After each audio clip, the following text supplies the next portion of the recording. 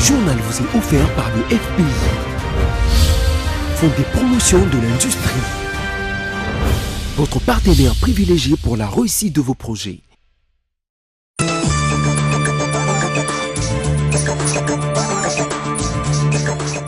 Mesdames, Messieurs, bienvenue à cette nouvelle session d'information dont voici le sommaire.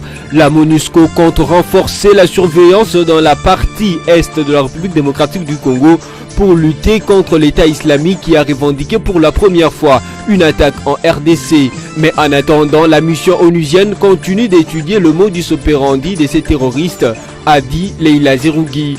Et puis, après s'être blâmée par le Premier ministre Bruno Tshibala pour indiscipline, la ministre AI des Sports et Loisirs Astrid Madia a officiellement démissionné à ce poste où elle a assuré l'intérim depuis 2 mois de Papi Nyango qui lui a opté pour l'Assemblée nationale.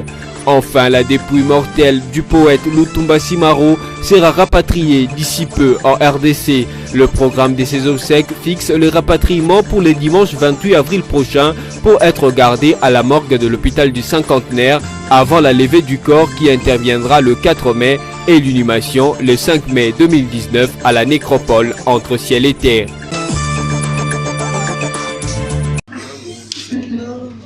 Renforcer la surveillance des frontières RD congolaises à travers une stratégie multiforme en collaboration avec les autorités pour lutter contre l'État islamiste à l'est de la RDC, ainsi compte faire la MONUSCO pour lutter contre les terroristes de l'État islamiste qui ont revendiqué la semaine dernière pour la première fois une attaque à l'est de la RDC. Leila Zerougui, représentante spéciale du secrétaire général de l'ONU et patron de la MONUSCO, l'a dit ce lundi 22 avril dans un point de presse qu'elle a tenu au siège de cette mission onusienne à Kinshasa. Résumant le renouvellement du mandat de la mission onusienne à RDC devant les journalistes, Leila Zerougui a fait savoir que les nouvelles stratégies de sa mission devront être mises sur pied après concertation avec les nouveaux gouvernements. Mais déjà a-t-elle fait connaître, la MONUSCO devra travailler sur les renforcements des institutions pour créer un environnement ouvert au dialogue. Sur ce point, elle a beaucoup mis l'accent sur les réformes du secteur de la sécurité avec un appui technique de la MONUSCO. Elle a également déclaré que la MONUSCO salue le désarmement des groupes armés, mais que le gouvernement ne les insère plus dans l'armée, mais que les miliciens soient réinsérés dans leurs communautés respectives. Étudiant les modus operandi des islamistes, Leila Zerougui a déclaré que sa mission avec le gouvernement renforcera en homme la surveillance le long des frontières dans la partie est de la RDC. Par ailleurs, la patronne de la MONUSCO a salué la candidature de Janine Mabunda à la présidence de l'Assemblée nationale. Toutefois, a-t-elle dit, nous allons travailler avec celui qui sera élu.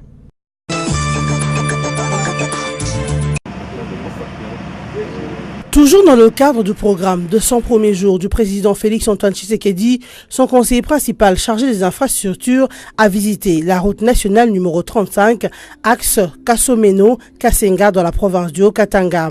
David Moukeba a été accompagné du directeur général adjoint de l'office de route, Floribert Moutouti.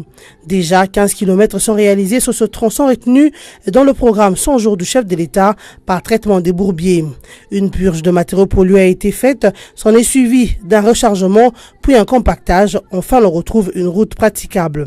Le conseiller principal du chef de l'État, David Moukeba, s'est réjoui des travaux que réalise l'office de route. Ce que nous avons vu, n'est-ce pas, nous allons transmettre les rapports auprès du chef et ça va encore encourager le chef à jeter beaucoup plus d'argent, à avoir encore un regard très regardant par rapport aux travaux, mais en ce moment-là, ça sera avec le programme de quinquennat du chef de l'État. David Moukeba s'est aussi entretenu avec les agents de l'office de route trouvés sur le lieu des travaux. Il les a encouragés à s'approprier la vision du chef de l'État.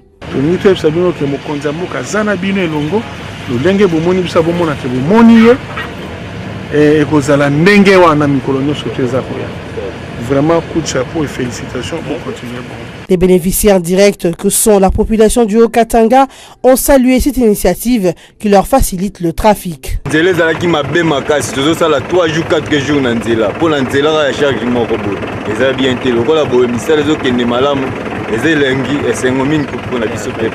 Il y a lieu de noter que les travaux réalisés dans le Grand Katanga prouvent à suffisance que le programme 100 premiers jours du président Félix Antoine Tshisekedi Tshilombo concerne toute la République démocratique du Congo.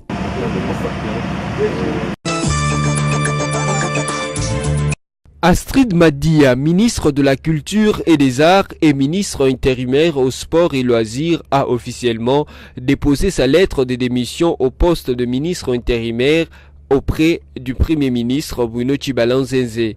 Après des mois à la tête de ce ministère des Sports et des Loisirs, Astrid Madia s'en va au lendemain du blâme lui infligé par le chef du gouvernement pour indiscipline et non-respect des instructions relatives au régime d'intérim. Devant cette impasse orchestrée, vous m'intimez l'ordre de reporter toute affaire cessante les actes posés par moi pendant mon intérim au sport alors que j'étais en train de rétablir l'ordre et la discipline. L'humiliation dans laquelle vous voulez me plonger en me demandant de rapporter entre autres l'acte de révocation des collaborateurs irréférenciés me laisse effaré, s'est indignée la ministre Astrid Madia dans sa lettre. Il est à noter que Astrid Madia a assuré l'intérim au ministère de Sport et Loisirs en remplacement de Papi Nyango qui lui avait été élu député pour la ville de Bandundu et il a opté pour son siège à l'Assemblée nationale au détriment de son poste dans le gouvernement sortant de Bruno Tshibala-Nzenze.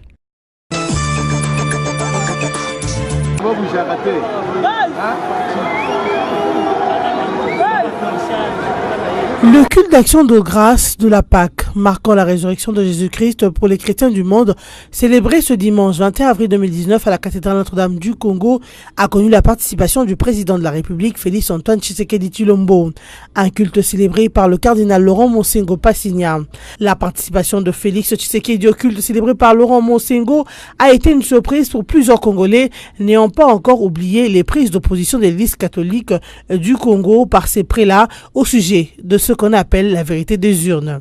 À la fin de ce culte, le chef de l'État a accepté de partager un petit verre de famille avec l'ancien archevêque de Kinshasa et les paroissiens de la cathédrale Notre-Dame du Congo, chose qui a davantage apaisé l'atmosphère. Bien que s'étant inscrit depuis son investiture dans la dynamique de la paix, du pardon et de la réconciliation entre fils et fils du Congo, plusieurs ne s'attendaient pas à voir Félix Tshisekedi d'aussitôt serrer la main de celui qui, tout récemment encore à Bruxelles, avait déclaré publiquement que Félix Tshisekedi devrait avoir le courage de reconnaître sa défaite électorale car n'ayant pas gagné les élections de 2018. Dans son mot, le cardinal Monsengo a fait savoir au cours de ce culte que le chef de l'État était venu rendre une action de grâce à Dieu pour son avènement à la tête du pays et a émis le vœu que le mandat de Félix Tshisekedi soit fructueux pour le bien du peuple congolais.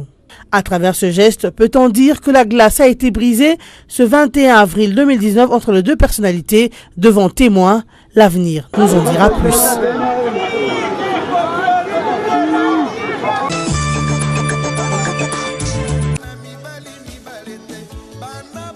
Décédé depuis le 30 mars dernier à Paris en France, Lutumba Simaro sera rapatrié d'ici peu en RDC. Le programme de ses obsèques vient d'être rendu public. Dimanche 28 avril 2019, arrivée de la dépouille mortelle à l'aéroport international de Njili. De l'aéroport, le corps sera acheminé à la morgue de l'hôpital du Cinquantenaire. Samedi 4 mai 2019, levée du corps de la morgue de l'hôpital du Cinquantenaire pour les parler du peuple en passant par sa résidence, puis un arrêt à l'endroit où le monument Lutumba est érigé au croisement des avenues de la Libération et Nyangwe dans la commune de Lingwala. Dimanche 5 mai 2019, une inhumation à la nécropole entre ciel et terre. Les mélomanes quinois en particulier et congolais en général sont ainsi donc priés de rendre un hommage mérité à ces dignes fils du pays dont les œuvres intemporelles font le bonheur de tous et honorent la nation. Rappelons que Lutumba Simaro fut natif de Kinshasa. Il a quitté la terre de vivant à l'âge de 81 ans après plus de 60 ans de carrière musicale riche et ponctuée de réussite. Pour vous qui nous avez pris en cours de diffusion, voici le rappel de principaux titres. La MONUSCO compte renforcer la surveillance dans la partie est de la République démocratique du Congo pour lutter contre l'État islamique qui a revendiqué pour la première fois une attaque en RDC. Mais en attendant, la mission onusienne continue d'étudier le modus operandi de ces terroristes, a dit Leila Zerougui.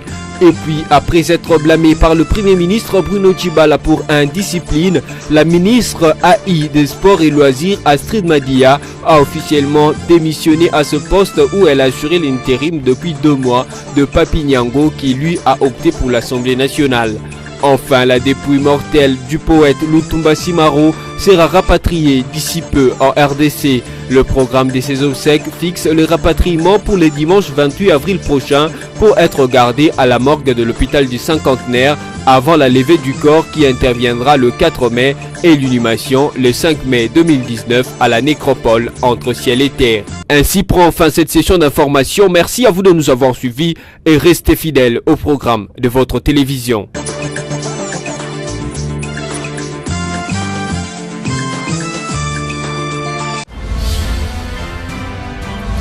Ce journal vous a été offert par le FPI, Fonds des promotions de l'industrie, votre partenaire privilégié pour la réussite de vos projets.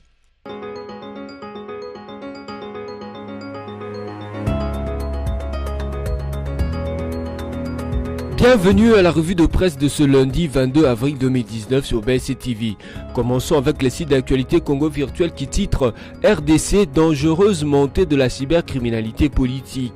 En cette période, des mises en place des institutions publiques, des comptes créés sur les réseaux sociaux sont attribués à des acteurs politiques et des mandataires publics avec des contenus de nature à créer des frictions entre partenaires politiques et hypothéquer l'harmonie nécessaire au bon fonctionnement des institutions. Dans cet exercice, la coalition FCC Cash est la plus visée. On assiste depuis quelques mois en RDC à un phénomène de cybercriminalité qui cible essentiellement les acteurs politiques et les mandataires publics. Cet acte consiste en la création par des personnes non encore identifiées des comptes des réseaux sociaux sur Twitter et Facebook au nom des politiciens et dirigeants d'entreprises publiques à qui l'on attribue des propos contre d'autres acteurs. Le dernier cas en date n'est autre que Janine Mabunda, députée nationale élue de Mbumba et candidate à la présidence de l'Assemblée nationale pour le compte du Front commun pour le Congo FCC. Le compte Twitter lui attribué est apparu le week-end dernier après son passage samedi passé à l'émission Top Presse sur la radio Top Congo FM. Le premier tweet de ce compte lui attribue des propos selon lesquels la constitution congolaise contiendrait des impurités qu'elle s'engage à faire corriger lors d'une révision constitutionnelle pour la rendre souple. Bien entendu, le PPRD et son parti politique a porté un démenti à cela tout en indiquant que ce compte n'appartient pas à Mabunda. Poursuivons cette revue de presse avec Forum des As qui note en grand titre « Élection demain mardi du bureau définitif de la Chambre basse. Les réseaux de jeunes parlementaires appellent les députés à voter les tickets Mabunda Kabund ». Pour son élection au perchoir de l'Assemblée nationale, le ticket Janine Mabunda Jean-Marc Kabund peut compter sur Eric Ngalula Ilunga, député élu de la circonscription de Lupatapata dans la province du Kassai-Oriental. Joint hier au téléphone par Forum des As, cet élu du peuple, membre du réseau de jeunes parlementaires que dirige le député Patrick Mouyaya, appelle ses pairs à faire chorus autour des candidats de la coalition FCC Cash, campagne oblige. Mardi 23 avril 2019, voici donc un jour qui fera date dans les annales de la 3e législature de la 3e République en RDC. À la coalition FCC Cash, cette journée est attendue avec beaucoup de sérénité et de conviction. Légitime quand on considère la configuration de l'actuelle Assemblée nationale du Parlement dans une Assemblée nationale où l'on n'a plus besoin d'un informateur pour identifier la majorité parlementaire, le jeu semble d'avance joué. Bouclons cette revue de presse avec les sites de la radio Okapi qui titre Butembo, messe d'action de grâce en mémoire de médecins de l'EMS tués dans l'attaque contre une équipe de lutte anti-Ebola. Une messe d'action de grâce a été organisée samedi 20 avril à l'auberge de Butembo en mémoire de l'épidémiologue camerounais déployé par l'OMS, Dr Richard Mouzoko, décédé la veille lors d'une attaque des cliniques de l'Université catholique des Grabins UCG, indique le communiqué du ministère de la Santé. Cette messe a été dite par l'aumônier des cliniques universitaires de l'UCG, M. l'abbé Christian Tandari, qui a relevé que si Dieu a rappelé à lui le docteur Richard Mouzoko le jour du vendredi saint, c'est pour montrer que Richard est bon dans les Christ. À l'instar du Christ comme médecin, Richard a donné sa vie pour ses frères les hommes. Le corps du défunt est arrivé le même après-midi à Goma et a été rapatrié pour son pays d'origine. Cette revue de presse est terminée. Merci à vous de l'avoir suivi et à la prochaine.